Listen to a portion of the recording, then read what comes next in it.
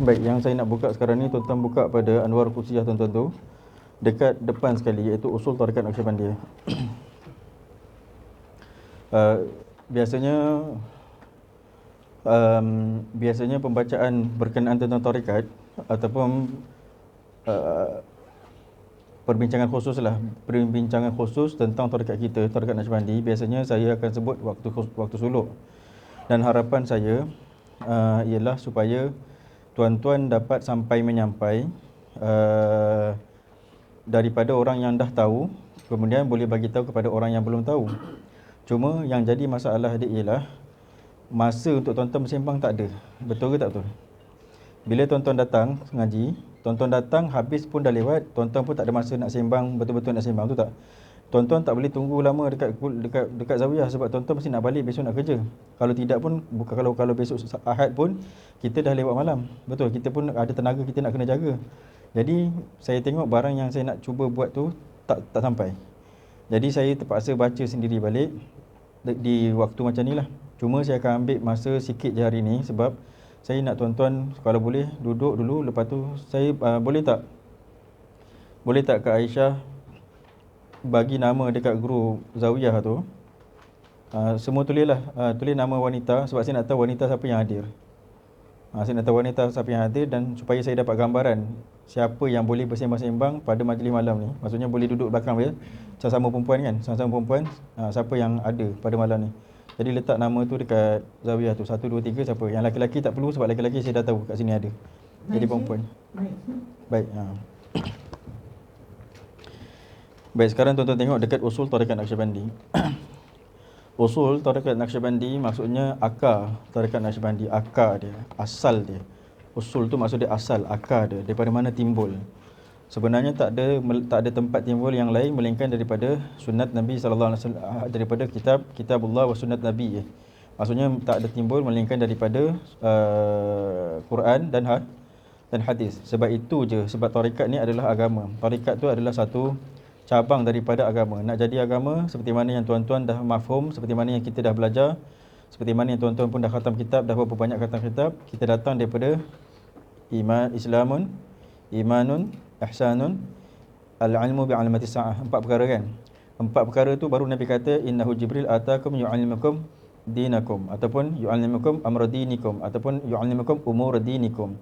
Jadi Nabi cakap 4 perkara tu adalah agama. Jadi nak kata agama, akidah saja bukan agama, syariat saja bukan agama, tasawuf saja bukan agama, ilmu fitnah saja pun bukan agama. Jadi nak tahu agama 4. Kalau daripada jalan khusus kena tahu 4. Tapi kalau daripada jalan umum yang seperti mana yang telah berlalu orang muslimin menjalani, iaitu 3. Islamun, imanun, ihsanun. Itu 3 je. Jadi nak jadi agama atas jalan umum 3, nak jadi agama atas jalan khusus 4. Ini yang menentukan agama ni bukan siapa-siapa daripada nas Nabi kita sallallahu alaihi wasallam sendiri. Jadi datangnya usul tarekat ni datangnya daripada kitab dan sunnah. Jadi tuan-tuan tengok dekat situ, bila tuan-tuan tu menjadi anak-anak Naqsyabandi, maksudnya apabila kita ni memautkan pertalian kita dengan orang sufi daripada mazhab Naqsyabandi, daripada mazhab Naqsyabandi ada kaedah dia. Kalau Syadzili ada kaedah dia. Kalau Qadiri ada kaedah dia.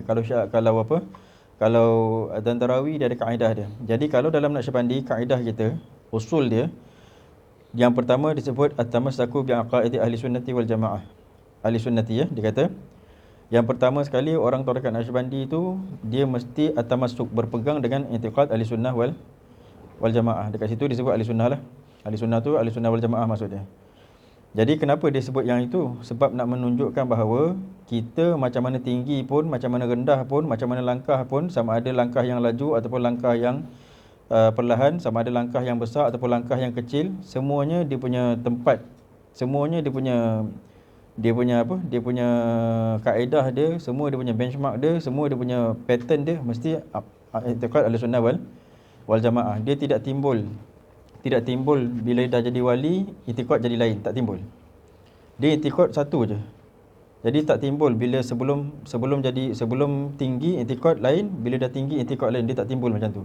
Jadi itu sebabnya ulama-ulama kita meletakkan asal akar tarekat ni ialah i'tiqad Ahlussunnah wal Jamaah. Kemudian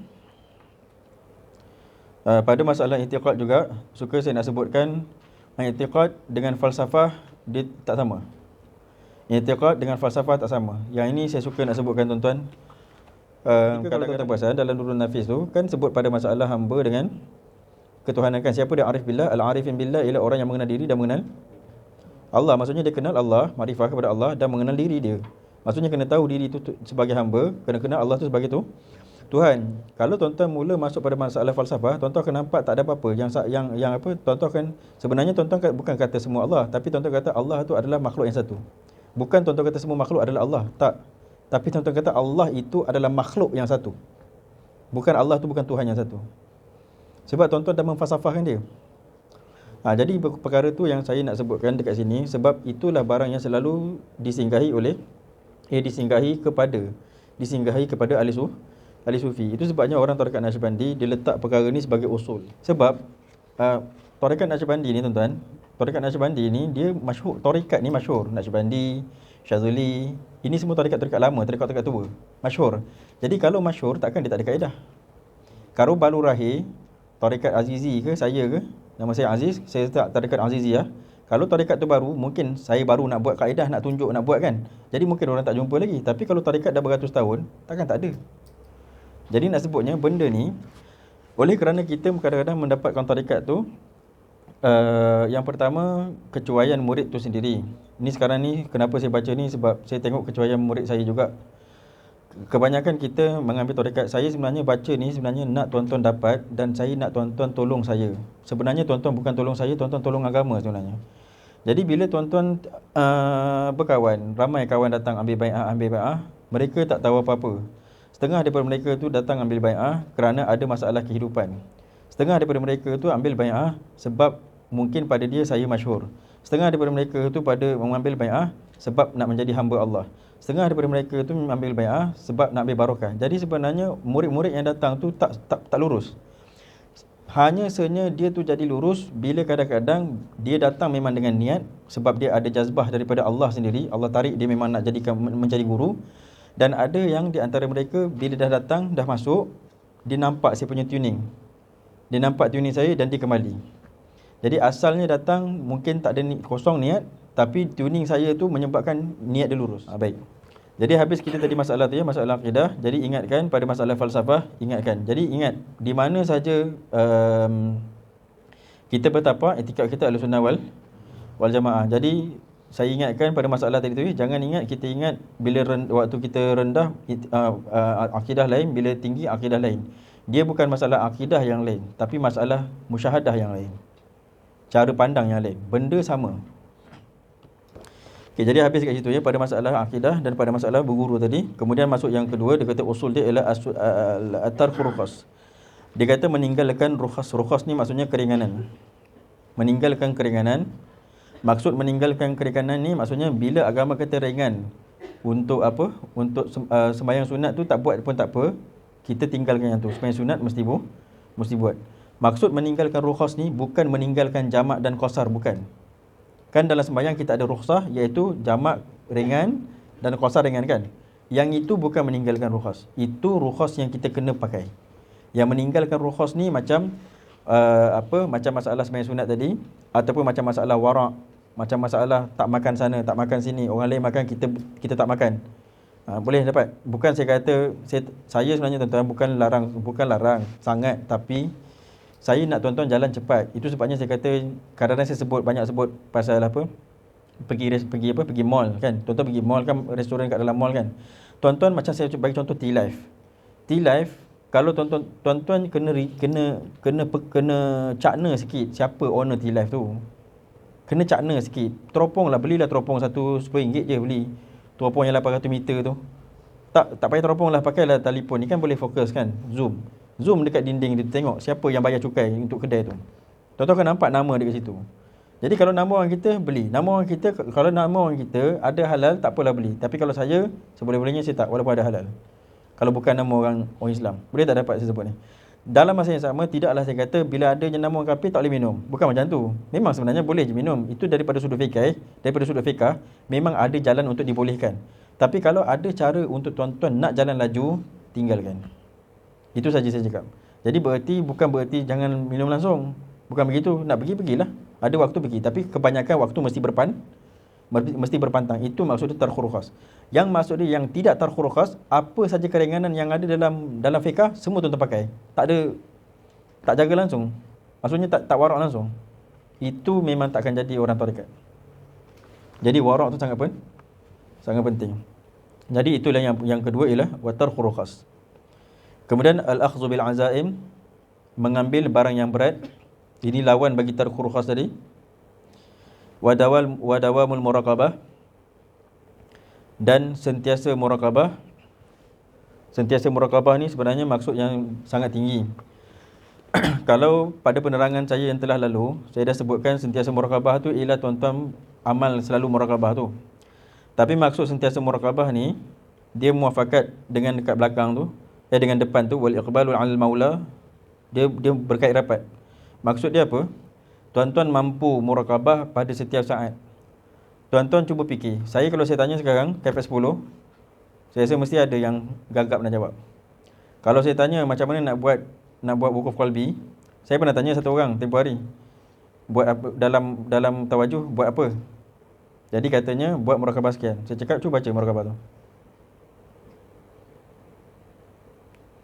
Jadi kalau saya tanya tuan-tuan, jangan cuba tipu saya. Bila dalam muraqabah tu tuan-tuan buat apa? Saya tanya. Jadi kalau tuan-tuan kata buat muraqabah Kaabah, nanti saya akan tanya macam mana buat muraqabah tu. Cuba baca. Sebab tadi waktu tawajuh tuan-tuan bawa kertas tak? Tak bawa kan? Jadi waktu saya kata muraqabah tu kena hafal. Jadi nak sebut maksud dikata dawamul muraqabah ni, maksudnya orang tu mesti dah mampu untuk cair dalam kafir 10. Tempoh hari kalau tuan-tuan ikut juga fikih, kita tak buka apa, kita lambatlah. Kita untuk pakcik-pakcik ni lambat sebab Sabtu kan, seminggu sekali macam tu lambat. Jadi apa, lepas tu masa kita pun malam, tak dapat nak apa, saya rasa tak dapat nak fokus lah, dengan letih dengan apa semua. Jadi cuma kalau tuan-tuan dapat tengok dekat tapi tak dapat yang itu. Dapat saya dekat Fatihah dapat kan? Dekat Fatihah tu kitab Hidayatul Sibyan, dekat situ dia ada tulis martabat niat. Jadi ada ada muqaranah dengan ada apa? Hudur. Apa? Istihdar. Ada istihdar, ada muqaranah. Ada istihdar yang hakiki, ada muqaranah hakiki. Ada urfiyah, ada muqaranah, ada istihdar urfi, ada muqaranah urfiyah. Jadi nak sebutnya macam mana boleh jadi macam tu, dia punya kaitan dia ialah sebenarnya pada masalah tasawuf. Jadi kalau saya sebut tuan-tuan dikira ataupun saya kata tuan-tuan buat muraqabah sampai tuan-tuan boleh masuk dalam muraqabah tu dalam tempoh 5 saat. Jadi kan tuan-tuan berfikir, macam mana boleh masuk muraqabah dalam 5 saat?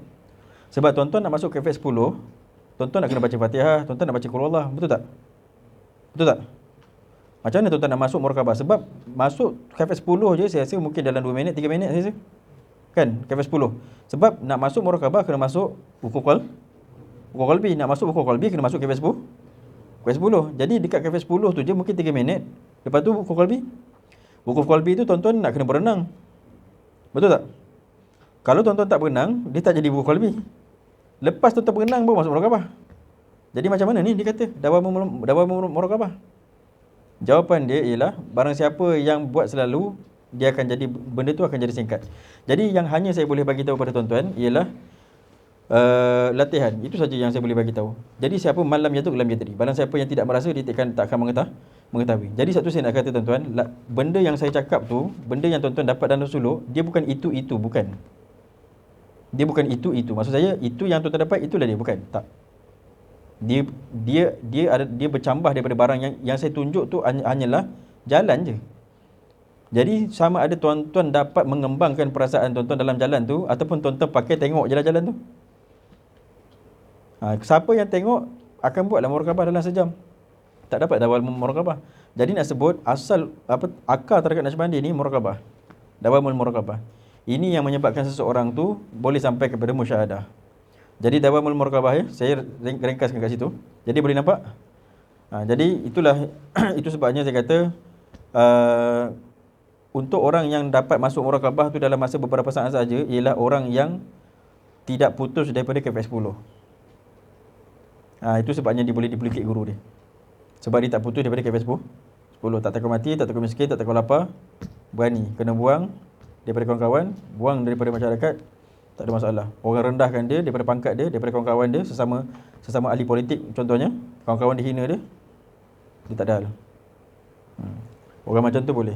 Kemudian wal iqbalu 'alal maula. Sentiasa berhadap kepada Tuhan. Maula tu maksudnya kepada Tuhan ya. Wal iqbalu 'alal maula.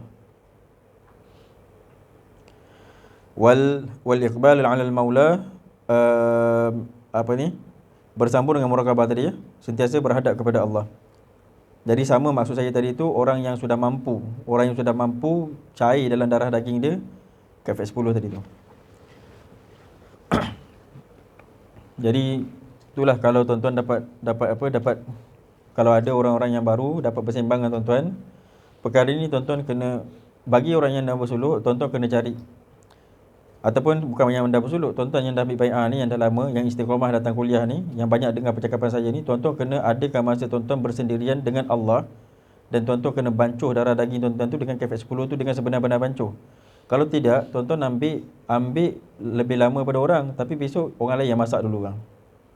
Sebab tuan-tuan ambil, tuan-tuan tak masak pun, tuan-tuan biar je expired lah benda tu. Jadi pakai expired, faham tak expired? Pecat rohani. Expired ni dia dah tak panas lah. Waktu ambil tu dia panas. Tapi tuan-tuan waktu ambil tu tuan-tuan biar je simpan dekat dapur, tak masak pun, dia basi, dia ni expired lah. Bila tuan-tuan masak dah tak jadi dah rasa dia. Jadi sebab itulah benda tu pakai. Jangan sampai besok dah benda tu dah tak boleh pakai, dah tak ada faedah dia lagi. Jadi kena bancuh. Wal i'rad an zakharifid dunya, dan berpaling daripada tipu daya dunia.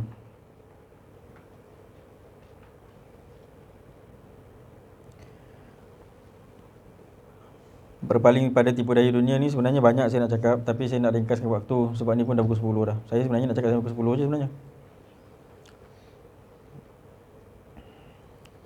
Berpaling daripada dunia, bal wa an kulli siwallah, bahkan daripada semua selain daripada Allah. Selain daripada Allah, kita berpaling daripada dia.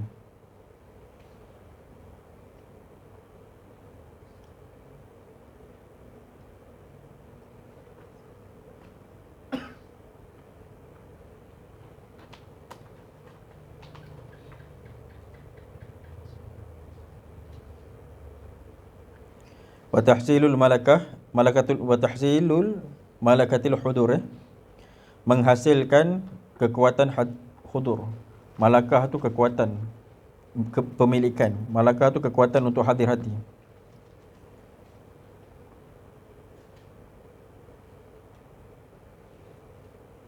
Macam mana cara tu? Sebab dia kata tahsil daripada hasala yuhasilu, hasil tahsilan tahsilatan. Jadi tahsil, dia kata menghasilkan. Macam mana cara dia tu? Tak dapat tidak melainkan dengan wara' dan istiqamah.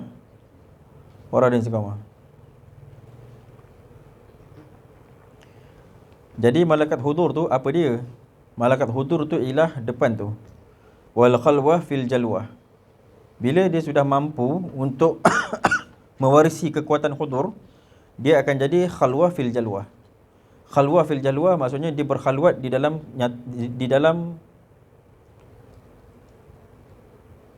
apa? Sunyi lawan dia apa? Keramaian.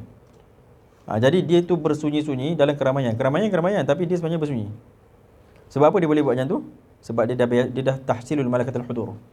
Dia dah berjaya menghasilkan kekuatan hadir hati. Jadi dekat ramai pun dia satu orang macam ni, suasana tak boleh makan dia. Nak beli dia tak boleh, nak hina dia tak boleh makan dia. Sebab dia dah dekat dalam dah lain. Kat luar jadilah apa nak jadilah. Dan bahkan dia tu kalau dia kendaki, dia boleh rosakkan orang kat luar. Kalau dia kendaki, dia boleh rosakkan orang kat luar. Maksud rosak tu kalau dia bercakap, jadi. Jadi itu kekuatan hudur. Itu nanti tuan-tuan akan masuk, dan nanti saya tak baca lagi untuk malam, pakcik-pakcik punya buku, iaitu kitab penuntut jalan penuntut jalan tarekat penunjuk jalan tarekat. Dalam kitab tu nanti akan jelas ditunjuk sebenarnya. Jadi ketika si murid tu sebenarnya dilarang untuk banyak cakap atas dasar sama ada dia nak bercakap untuk mendoakan yang tak baik ke apa, tak boleh cakap. Sebab kalau tu cakap memang jadi. Kalau tuan-tuan cakap jadi tak? Belum jadi lagi kan? Jadi tuan-tuan mungkin tak nampak. Tapi kalau dah sampai tahsilul hudur, maksiat dia dekat situ. Maksiat dia dekat bercakap tu. Sebab dia bercakap memang jadi. Sama ada dia cakap baik ataupun cakap tak baik. Sebab tu orang dadah duduk dengan dia jadi baik. Orang baik kalau dia cakap jahat, jadi tak baik. Jadi itu maksiat bagi orang yang mempunyai malakah tadi tu. Mungkin pada kita kata, baguslah wali kan. Tapi itu dosa bagi seorang wali. Kalau kita katakan, yelah orang tu kan buat kat wali tu, biarlah dia kena pula kan. Kita rasa macam tu kan. Tu kita punya fikiran. Aulia punya fikiran tak macam tu. Okey. Jadi berpaling daripada dunia, kemudian menghasilkan malakatul hudur wal khalwa fil jalwa. Tetapi dia pakai apa? Dia pakai ma'a. Tengok situ. Dia tak pakai wa dah, dia pakai ma'a. Jadi ma'a ni kait kat mana? Kait dekat malakatul hudur wal khalwa fil jalwa. Ma'a tu ketika kita dapat malakatul hudur tu, ini saya nak cakap ni akar terdekat Naqsyabandi ya. Sebab kadang orang ingat bila jadi wali, dia mabuk je. Tak. Tengok sini, dia kata dia dapat malakatul hudur wal khalwa fil jalwa ma'a tahalli bil istifadah wal lifadah fi ulumiddin. Nampak tak? Berserta dengan menuntut ilmu, nampak tu? Berserta dengan istifadah, menuntut faedah. Menuntut faedah ni maksudnya menuntut ilmu lah. Wal ifadah, dan memberi faedah. Memberi faedah tu maksudnya mengajar. Fi ulumiddin, pada masalah ilmu agama. Pada masalah ilmu agama. Jadi maksudnya orang Naqsyabandi tu kalau ikut usul ni, kehidupan dia mesti macam kehidupan para sahabat dan mesti macam kehidupan para nabi. Sebab kehidupan pattern tu pattern ulama. Suatu nabi pesan dekat kita, sebenarnya nabi suruh kita hidup pattern macam tu. Tapi kita sendiri yang tukar. Kita rasa ini ustaz saja, ini ustazah saja. Sebenarnya Nabi kata kun aliman au muta'alliman au mustami'an au muhibban, fala takun rabi'an fala takun al-khamisan fatahlik. Ataupun kun aliman au muta'alliman au mustami'an fala takun rabi'an fatahlik. Hendaklah kau jadi orang yang alim ataupun orang yang mengaji ataupun orang yang mendengar. Jangan jadi yang keempat kau celaka. Hendaklah kau jadi orang yang alim ataupun orang yang mengaji, belajar, ataupun orang yang mendengar, ataupun orang yang mengasihi ilmu. Jangan jadi yang kelima, kau akan celaka. Jadi pattern yang Nabi cakap tu sebenarnya pattern ini tadi. Satu saya kata, usul tarekat Naqsyabandi itu daripada kitab dan sunnah. Jadi kalau kita nak menuju kepada Allah, jadi orang ahli tarekat Naqsyabandi, ini tarekat kita. Jadi tuan-tuan tak boleh keluar daripada mana-mana jalan menuntut ilmu dan mengajar. Kalau kita perlukan ilmu, cari ilmu. Kalau kita dah ada murid, wajib mengajar. Jadi macam tu. Jadi ini pattern dia supaya tuan-tuan tahu orang tarekat Naqsyabandi ni apa sebenarnya. Jadi tuan-tuan jangan ingat kita ni hanya berzikir. Jadi jangan ingat bila ilmu-ilmu ni ni bukan daripada tarekat, tak, ini daripada Naqsyabandi. Jadi at-tazayyi bizayyi awamil mu'minin. Dekat sini disebut hendaklah engkau berhias ataupun hendaklah berkelakuan berupa seperti awamil mu'minin, seperti orang mukmin yang awam. Apa maksud dekat sini? Sedangkan bagi seorang ulama dia tak boleh pakai macam orang fasik seperti mana yang dalam kita punya 12 ulama sufi yang sesat tu kan. Salah satu daripada ulama sufi yang sesat tu, kumpulan sufi yang sesat, dia sufi pada dia zikir je, pakaian pakai macam orang fasik je. Pakaian jangan pakai macam ni. Jadi macam mana maksud ni? At-tazayyi bi zayyil amalil mu'minin. Maksud dia berupa ataupun bersikap seperti awamul mu'minin apabila kita berhadapan dengan orang, seperti mana yang saya selalu ajar. Sembang pasal orang. Jadi orang tu mungkin akan nampak kita ulama, kita bawa rendah sikit. Cuma bila ada orang yang dia nak hina-hina ulama, dia kata tuan-tuan buat apa mengaji tarekat ni tak ada faedahnya, tuan-tuan ngaji pondok apa faedahnya, tak dijamin masa depan. Yang itu tuan-tuan kena sombong, hukum dia sunat sombong. At-takabbur 'alal mutakabbir sadaqah. Nabi kata sombong kepada orang yang sombong kepada kita, sedekah, dapat pahala. Jadi orang yang merendahkan agama, tuan-tuan kena sombong. Boleh nampak? Jadi jangan tuan-tuan masuk tasawuf, tuan-tuan pun kata jangan sombong, lepas tu tuan-tuan biar agama dipijak tak. Jadi sebab tu saya kata, bila nampak ulama sombong, jangan terus anggap sombong. Sebab tuan-tuan tak tahu apa yang dia buat. Jadi kalau tuan-tuan ngaji, tuan-tuan kena nampak dekat mana yang nak kena sombong. Dekat mana nak kena sombong. Jadi maksud dekat sini ialah, apabila kita berhadapan dengan orang yang boleh kita santuni, kita rendahkan diri kita daripada yang asal tadi. Boleh dapat tak tu? Itu maksud dia at-tazayyi bi zayyi a'malil mu'minin wa ikhfa'u dzikr dan hendaklah menyembunyikan zikir. Menyembunyikan zikir ni bukan pada zikir yang disuruh umum. Kalau yang disuruh umum iaitu zikir lepas sembahyang. Menyembunyikan zikir maksud dekat sini ialah menyembunyikan perhubungan tuan-tuan dengan Allah. Jadi tuan-tuan mesti ada satu waktu sama ada subuh, sebelum subuh ataupun tengah malam ataupun carilah waktu sendiri. Kalau tuan-tuan ada hubungan dengan Allah, Allah ada hubungan dengan tuan-tuan. Kalau tuan-tuan nak jumpa Allah, Allah mahu jumpa dengan tuan-tuan. Jadi kalau tuan-tuan mahu menjadikan Allah tu Tuhan, Allah mahu menjadikan tuan-tuan tu hamba. Dan masa tu tuan-tuan akan dapat. Jadi satu dia kata wa ikhfa'ul dzikir, mesti ada waktu yang khalwat untuk kita dengan Allah.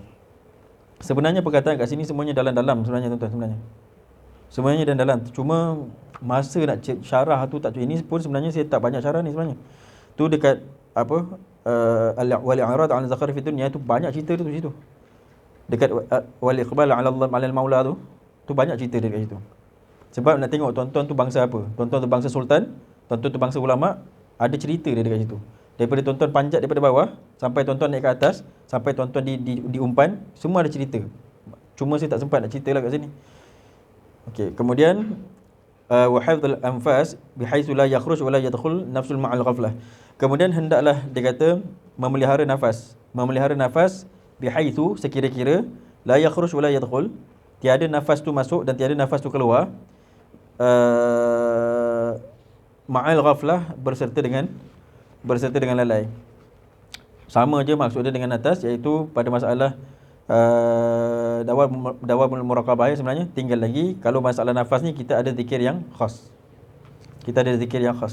Dekat situ juga isyarat nak tunjukkan kepada tuan-tuan, bagi orang yang betul-betul ingat kepada Allah, kerohanian dia boleh multitasking. Dia boleh multitasking. Maksudnya dia boleh pakai muraqabah daripada rumah yang paling dalam, dia boleh pakai dekat qalbu daripada rumah yang kat luar. Kita qalbu rumah paling luar sekali, hati yang paling luar sekali. Yang paling dalam ialah sir. Kita ada lub, kita ada sir, kita ada fuad, kita bawah sekali sir, bawah sekali dalam sekali. Kita boleh zikir pada semua tempat tu. Jadi multitasking saya sebut ni. Sama juga macam tuan-tuan ingat, kalau tuan-tuan tahlil, kaedah dia lain kan? Ketika tuan-tuan nafi isbat, kaedah dia lain. Tapi nafi isbat la ilaha illallah, tahlil pun la ilaha illallah. Jadi kalau tuan-tuan tahu dua-dua mata pelajaran tu, bila baca tahlil, dua-dua jalan. Itu nama dia multitasking. Kalau tuan-tuan ada tahlil, ada nafi isbat, kemudian tuan-tuan ada musyahadah, lagi multitasking, bermulti-multi. Jadi begitu juga dengan yang ini tadi. Jadi boleh baca zikir dekat luar, boleh baca zikir dekat dalam. Kemudian dia kata anillahil karim wa takhalluq bi akhlaqin nabi, yang akhir sekali barulah terbit wa takhalluq bi akhlaqin nabi, berakhlak dengan akhlak Nabi sallallahu alaihi wasallam. Inilah dia semua usul tarekat Naqsyabandi yang wajib diketahui bagi setiap murid, ataupun sebenarnya barang siapa yang sebenarnya wajib diketahui bagi orang Islam. Tinggal lagi dikhaskan ini adalah tarekat kami, tarekat Naqsyabandi. Ini mesti ada bagi orang-orang yang namanya anak-anak Naqsyabandi. Supaya tuan-tuan tahu tarekat ni bukan kaki zikir je dan bukan kaki nyerah je. Dan dia tarekat tu adalah agama. Jadi hidup tuan-tuan mesti pattern ahli agama. Mesti pattern dia ahli agama. Jadi perlu belajar hadis, perlu belajar Quran, semua perlu belajar. Jadi dan perlu zikir, dan perlu mabuk, dan perlu sedar. Jadi bukan kerja kita bila sufi mabuk tak tinggi. Mabuk terbuang. Mabuk tak boleh jadi mursyid, mabuk tak boleh duduk dalam masyarakat.